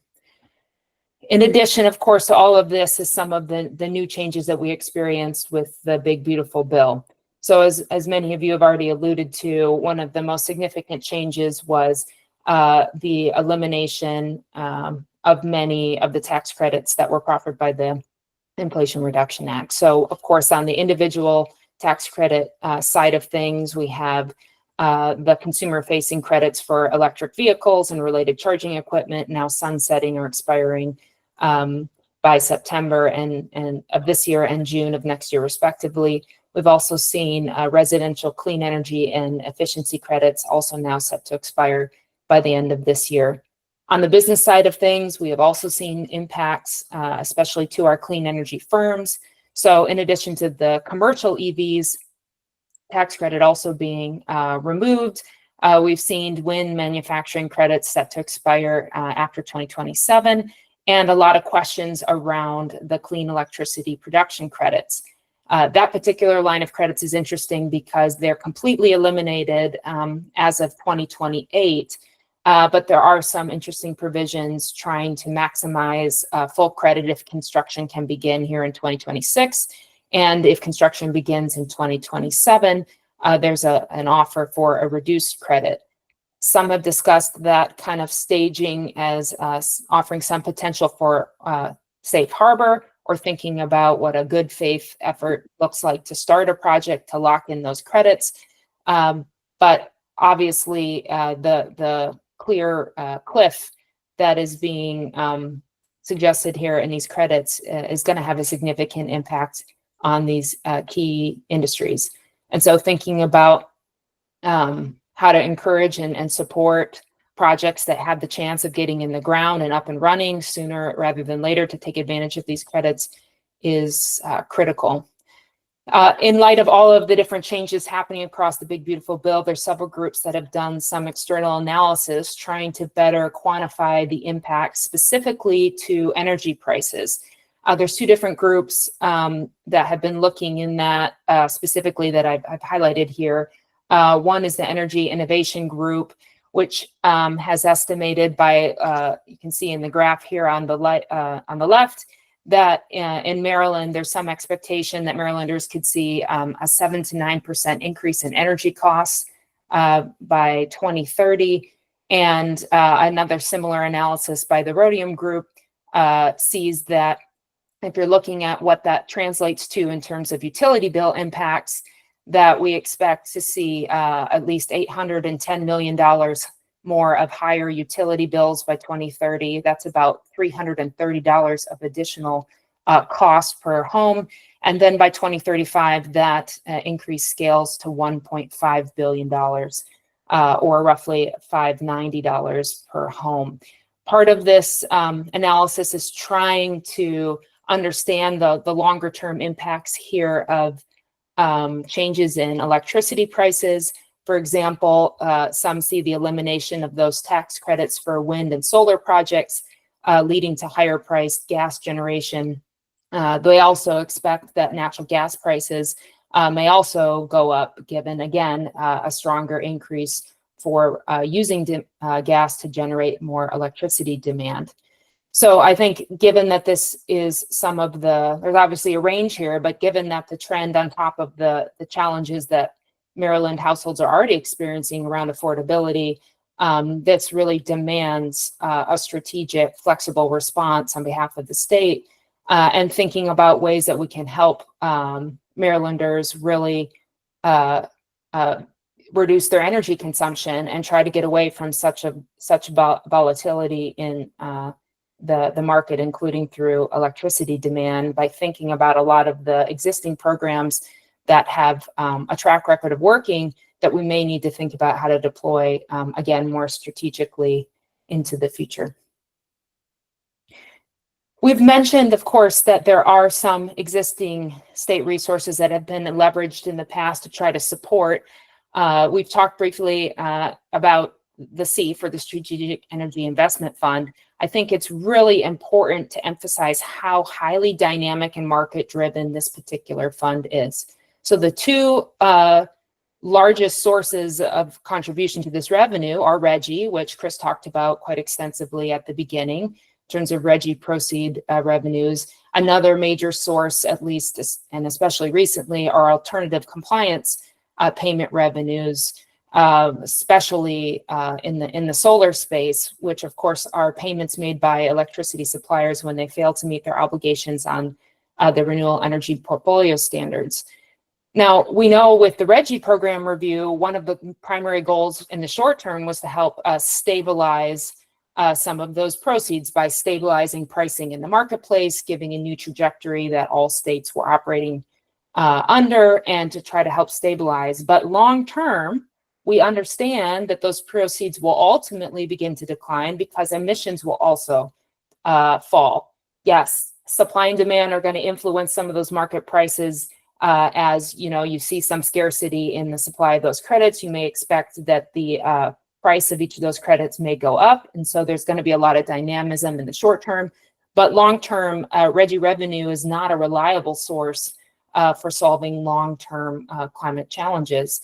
At the same time, we've seen resurgence of ACP payments, like I mentioned, around solar, which have risen dramatically in recent years, including over $300 million in recent fiscal years.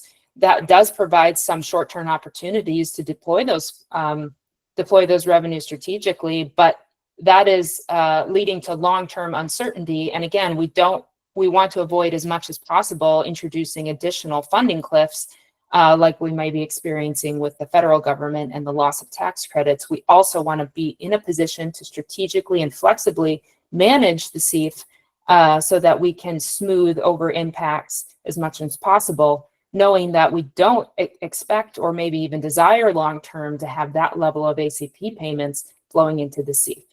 So yes, the CEF is a strategic asset, but it is highly volatile and it demands really flexible, nimble, strategic use. And we shouldn't consider it as the sole reliance for long-term climate funding. We need to be thinking creatively and strategically about how to draw in other types of partners to help us manage, again, the unprecedented amount of shifts that we're experiencing across the state. So I think that just leads me to my last slide here, to just really kind of introduce some ideas that I know this group has discussed pretty extensively, but again, just reiterate that one, we need to be able to use the CEF like a pressure valve, quick to deploy where needed most, and we need to make sure the state's in a position to use whatever revenues are there as dynamic as it is over time. But we also really need to be thinking about how we can expand private public partnerships that really unlock additional private capital that is out there and scale what works with innovation. One of the programs I just want to mention that I think is a really great example of this is something that the Montgomery County Green Bank recently talked about in a partnership with Climate First Bank. They really found a new partnership to commit over 20 million in residential and commercial clean energy loans in Montgomery County that were backed by the Green Bank. And they offered these kinds of loans like maybe a mortgage style payment where you'd have 0% interest for the first 10 years of the loan, and then a highly reduced interest rates beyond that. And that buy down meant that a lot of those same energy efficiency and cost saving upgrades that we know are critical to helping households navigate the volatile price impacts that they're experiencing were made more accessible because of this unique public partnership. It also increased and leveraged a lot of local job creation to get that work done. It's just one example, but it's some of the ingenuity that continues to evolve, even beyond, of course, a lot of the additional kind of idea generation that's kind of underway with thinking about the future of the GGRF funds and the green banks. I also think it's really important for us to think about other creative financing solutions longer term in the way that we not only maybe leverage philanthropic funding or green bonds, but also consider ways to work with other states to pool resources. So as you know, the state was successful at securing multiple climate pollution reduction grants, which was an initial investment that the federal government made to help us achieve goals like scaling medium heavy duty vehicle chargers across the 95 corridor. Yeah, we hope to continue to utilize those funds to do the work that we outlined in the federal grant, but we're also interested in figuring out how we can leverage that in partnership with business and industry to maintain that momentum at a regional scale, because that kind of multi-state coordination, as we've seen work successfully in RGGI, is also something that's going to help us better provide market certainty and support to industry, who's obviously looking at opportunity beyond borders as well. And my final thought here is bringing you back to why this group is engaged in this conversation altogether. As a mitigation working group, of course, we're looking for solutions and opportunities that help us fill the gaps. We know that all of those federal rollbacks and the hits to our state budget are causing significant momentum shifts in our ability to reduce greenhouse gas emissions. The UMD analysis showed that those federal rollbacks by themselves put the country on a trajectory to reduce emissions only 33 to 43% by 2035. But what they also then did say is that through state innovation and creativity, state governments working in partnership with others have an opportunity to make a lot of that progress back up, as long as they can remain in a position to be flexible and nimble and strategic and look for the best ways to bring the market in to make progress. So I think that is one of our kind of leading points of focus, of course, for all the recommendations we're hoping to see come out of this group, is that we can find a way to do that, recognizing, of course, just the unprecedented amount of challenge that the state is seeking to navigate. I see a lot of hands up, so I'll pause there. Thanks, Rachel. And we'll jump right into the hands up. Mike was first. Yeah, I mean, this is very useful from what the financial impact of the Big Beautiful Bill was. One of the things I'm trying to wrestle with is how does the emissions inventory in detail change? So, for example, our plan called for or assumed a certain amount of EV adoption. What do we think the EV adoption will be now? It assumed a certain progression in construction of solar farms. What are we getting? So I'm trying to dig into those kind of details. Do we have that? If I were to ask, what's realistically the amount of EVs going to be on the road in 2030 compared to what's in the plan? Is that something we can make a guess on?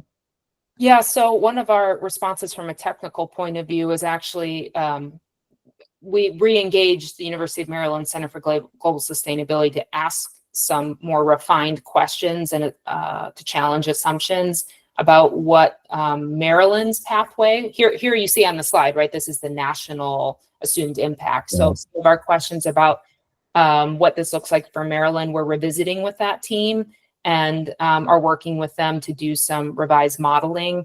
Obviously, that takes a little bit of time, so it may not be ready soon, and it will not be ready soon enough to perhaps directly inform all of this group's recommendations, but that is an intentional step that we've taken to just better understand, like you're saying, from a technical and modeling point of view, how we imagine these impacts translating into our modeling. Great, thank you. Kim. Rachel, thank you. As always, great information and I appreciate it. This is a question and a comment all mixed into one, but you know, you talked about the need to stay flexible and nimble on the dollars, that they're uncertain. And while I can appreciate that, I also know that there were, you know, over $300 million in C funds taken by the General Assembly last year for budget relief. One could say that that had to happen and whatnot, but that can't be a long-term approach. That's my comment. And so, you know, the question at hand is that if we need to stay flexible and nimble around CEF, and we still need to meet our climate goals, you know, what are the other options for funding mechanisms? And, you know, this work group and the commission has put forward for several years expanding the Cap and Invest program to a larger economy-wide. And I don't know if the administration has looked at that, but I think it's worth considering because we can't have it all. We can't stay nimble and flexible and steal money out of designated funding sources and meet our climate goals all in one fell swoop. So I appreciate the point, but I don't know that we're going to get there. Yeah, I'll just simply reiterate, we're all trying to navigate a considerable challenge right now. And you know, my effort in trying to kind of communicate the degree of impacts happening across the state budget is that we want to help Marylanders navigate a lot of the pressing challenges that we're facing. And in many cases, climate and clean energy investments can also provide relief in other you know, in other areas of the economy. And so we just need to be able to think about the whole picture and find the through line where those investments can help, and also recognize that the state needs to be able to do whatever it can to help stabilize the situation and make sure that we can provide relief and support to very acute needs. I'd also just say that last point that you had about other alternative strategies that go beyond the CEF. I think that is part of my intent here, is trying to reiterate that there has been some good ideas on that, and that we, you know, that could be a really good focus of conversation moving forward. Because we can't, sometimes we focus just on the CEF and we think that's all there is when we think about state climate funding, but there are a lot of other strategies that like we've seen here with bonds or philanthropic support or multi-state collaboration or ways to grow utility programs or thinking about how green banks can work, that I think serve as a really important critical complement. And the CEF by itself and by design cannot be the only core long-term solution. It's strategic and important, but not the only one. So I want to affirm that that's also, you know, I think really important, and welcome the mitigation working group's thoughts on maybe where they see the most strategic opportunities, you know, even just beyond the CEF itself.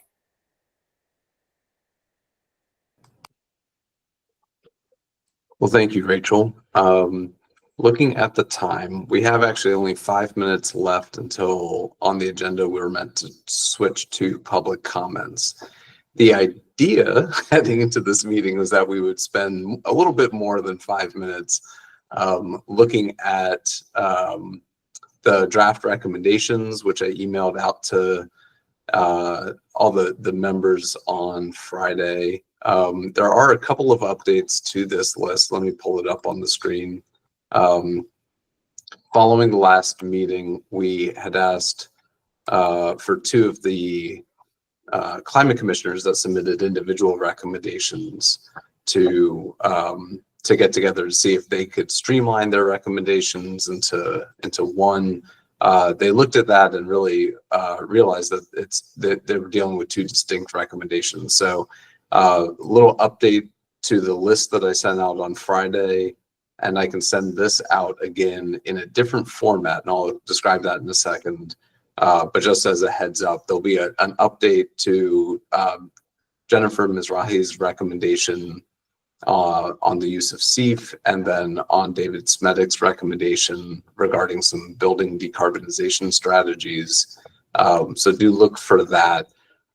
Based on a conversation that we had here at the MWG during the last meeting, our plan is to send these draft recommendations in survey format so that the members can identify on an online survey which topics you find to be the highest priority, right? And what that means is that before we get together again in a month for the August meeting, we will have identified altogether through the survey results the top 3 or 4 issues for the MWG. The August meeting, we could then do final kind of wordsmithing to what you all identify as your top recommendations, right? So when you look at this and fill out the survey, think of these things in terms of the main topics that are being addressed, right? For instance, recommendation 1 here, encouraging the use of plug-in or balcony solar panels, right? If that is a topic that you find to be of particular importance and one of the top 3 priorities that the MWG should put forward, then on the survey you'll be able to say, click, yep, I think that is one of my top 3. And we're going to submit that. And then in August, in 4 or 5 weeks from now, when we get back together, we will then take those top 3 or 4 priority action items and do final wordsmithing. Because in fact, that August meeting is the deadline for the MWG to advance final recommendations to the Climate Commission, which are due by the end of August. So very importantly, do look in the coming days for a survey to be coming to you if you're an MWG member. And again, that will be your opportunity to identify which of these draft recommendations you find to be priorities for the MWG this year. It covers a lot of different topics, right? We've discussed, and we had a presentation on clean fuel standards. There's a recommendation on here on cap and invest, power plant standards, EV issues. Some of these are newer ones that were added by the steering committee. So just calling your attention that we haven't had much open discussion yet about the topics in items 9, 10, and 11. So do read those carefully when you receive them in the survey format so that you can think through and decide, are these priorities in my mind as we think about the MWG's work and the state's work to address climate change pollution. Any questions on that regarding the process that we're using to identify the top priorities for this year? I see a hand from Jennifer. Go ahead. I just wanted to put a pitch in for the recommendation I had put forward about funding, because I think that having money for climate is so foundational, especially after hearing Rachel Lamb's extremely important presentation, that I changed mine to include a re-endorsement of previous recommendations that this commission has made for there to be new funding things. That would include polluter pay, that would include cap and invest, creating a plan on that, et cetera, and to keep the safe funded, focused on what it is legally intended to do. So I believe that's foundational to all other work, because if we don't have money, we can't do that work. So I just wanted to make a pitch for it. Thank you. Any other questions or comments on, especially the process? Because I need to make sure especially for the members that any process questions are answered before we adjourn and then send a survey out to you all. Yeah, Ian. Mark, so are you going to send out this document? Because the version I have is different. And maybe I missed something, but it doesn't have it. So you're going to send that out soon? Is that the plan, or how's that going to work? Yeah, the plan is that we convert this into a survey so that you have all this recommendation text, and then you can click buttons and say, yep, these three are my ranked choice here. So when do we need to make those I guess votes? not formal votes, but preferences. When is that going to happen? Yeah, good question. We're going to try to send out that survey by the end of this week, and I'm just glancing at the calendar. I'll need to confer with the co-chairs, but roughly maybe August 15th or so. Give everyone a couple weeks to think about that, and then submit your survey responses. Got it. Thanks. And I would add, I would certainly encourage work group members to talk to each other about this, right? There's a limited amount of time we can spend in the work group talking about it, but there's no reason why you couldn't compare notes among yourselves too. Yeah, thanks. Bob Wright? Yes, I like this idea. I just want to make sure I clearly understand it. So we're only going to vote for 3, and we're not ranking within those 3. We just say these are the 3 topics. Is that correct? Yeah, that's how I'm thinking about it right now. You could identify 3. You don't necessarily need to put them in rank order, and then based on the overall number of votes that we have on the recommendations, we'll be able to identify what the MWG collectively voted up as being your top 3. Yeah, Mark, we haven't talked about that process. I might suggest that we let people put down 4, since our limit was 3 or 4, and if it turns out the 4th is a really strong consensus, then we might do 4. But I just would recommend that. Got it. We'll do. Let's see, Mari. Thank you. Actually, 2 things. One was in line with Michael Powell, what he just said, but I was going to propose 5 so we can discuss and decide on from the 5 best, let's say, without having the opportunity of vouching for any of them. Once we meet and talk, decide on the top 3 or 4, and dismiss 1. And the other was to voice the concern that Garrett has that couldn't say it aloud. He's asking if you will allow us a space to add our thoughts to the survey and to suggest some tweaks and ideas in addition to ranking them. Yeah, can do. So yeah, we'll build in a spot for comments on each recommendation, and then a final spot for general comments or additional ideas at the end. Yeah, I would suggest that we limit it to 4, but MDE will keep track of the numbers, right? And if there's a number 5 that's got a majority group, then that it may well get discussed. Okay, why did you pick 4 rather than 5? But I really think we've got to start winnowing it down, and at least have some idea of what are the 4 most popular, given that that's our limit. Okay, works for me. Great. Brian.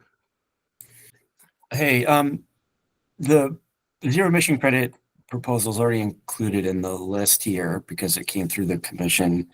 I know we talked about potentially tabling the greenhouse gas accounting piece. I advocate for it to be included as a single recommendation. As I said before, Mark, I'll send you the actual text right after this discussion.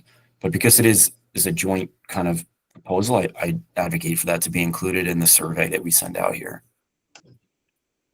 Yeah, one of the updates that I'll make to this before we convert it into a survey is incorporating the new text that you shared with us on the screen to edit this one. here. So that will be an update that everyone can look for to reflect the latest version of this recommendation.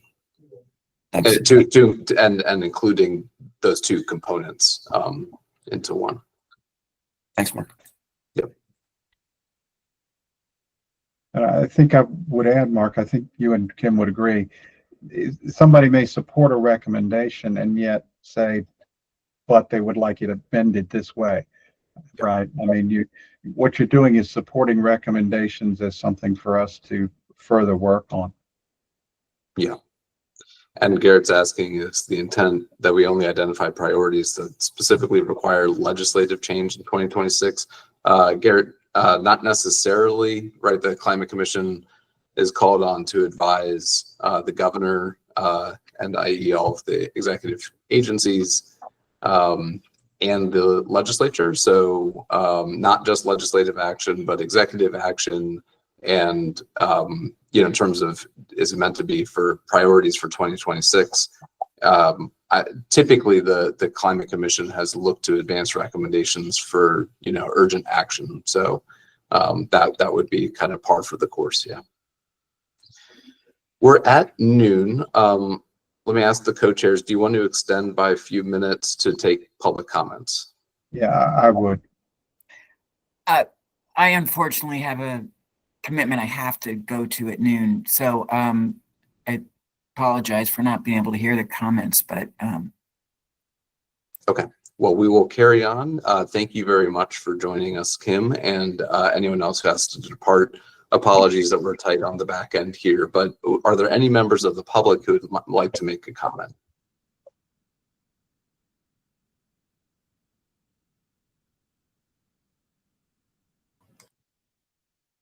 Okay, well, I'm not seeing any in the chat or seeing any hands. So then, Mike, I think the meeting's yours to adjourn. Yeah, I thank everyone for attending. Oh, we got somebody from MDE raise their hand. Danielle, did you want to make a comment?